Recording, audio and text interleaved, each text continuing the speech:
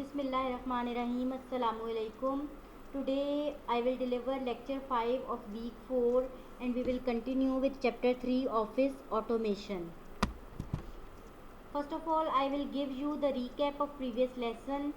In our previous lesson we have discussed about formula and functions. Formula is the expression that calculates the value of a cell, and functions are the built-in or already present formulas in the Excel. These are predefined. Now we will discuss that how to insert a function. First of all, you have to select the cell in which you want to display the result of the function.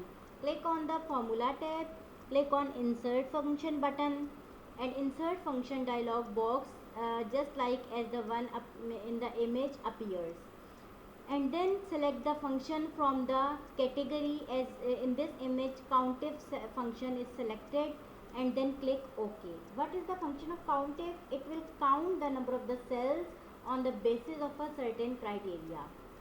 In the example we will see that how it works.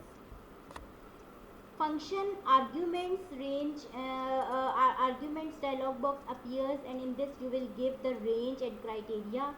In the range you will give that on which cells you want to perform the calculations, and in the criteria you will give the criteria. What it will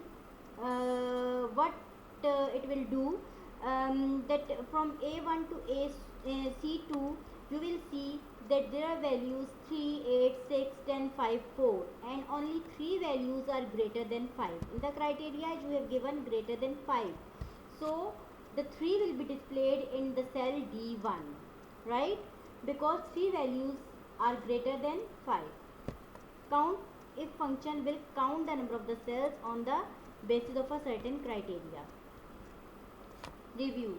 Today we have discussed about inserting function in MS Excel, and first of all you have to select the cell in which you want the result to be displayed, and then click on formula tab and click on insert function button, select function, and then give the range and criteria, and then click OK, and you will see the result will appear in the selected cell.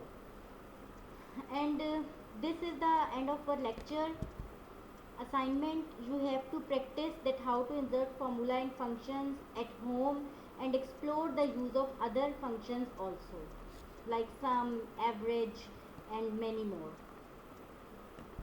I hope you all understood the lecture. Thank you.